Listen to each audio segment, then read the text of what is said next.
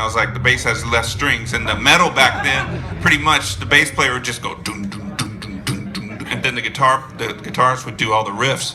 So he started playing bass, and then he got in a flea and took off. And so when that 7-string came out and Monkey was finally got his after he put it on layaway and all that and paid for it, him and Fieldy got together and he said, "Hey, they got those 5-string basses with the low string, or was it the low string back then too? The low B." So he's like, "We should do that." And so they started writing songs on like with the 6 strings because that's what they're used to, and then on a bridge they would go down to the low string and just do that kind of the birthing of the Korn sound a little bit for like 6 months, I'd say.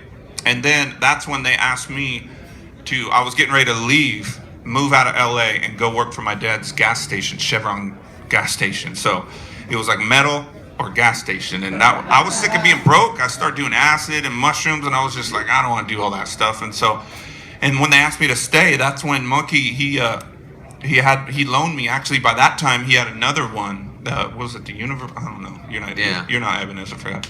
But but the Universe or something. It was the Universe. But and so we started.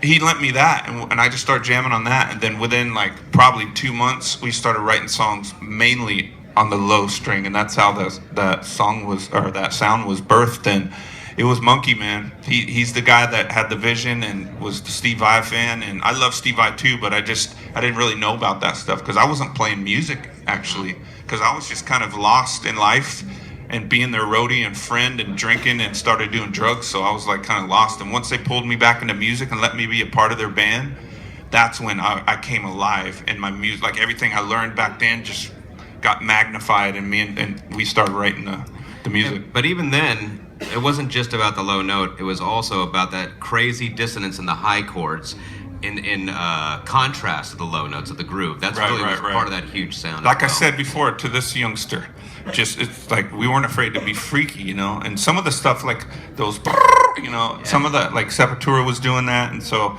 we got really influenced and maybe ripped off something here and there. But you know, it was like we took it to just a freaky level, you know, where it was just like anything goes, you know, because we were into Mr. Bungle too. Mr. Bungle, like, what the heck are they playing? You know what I'm saying? So we just took everything that we loved out of different bands, and we're like, well, we could just push the envelope a little bit further. So don't be afraid to steal from your artists. Pink hair, sorry, holding her up.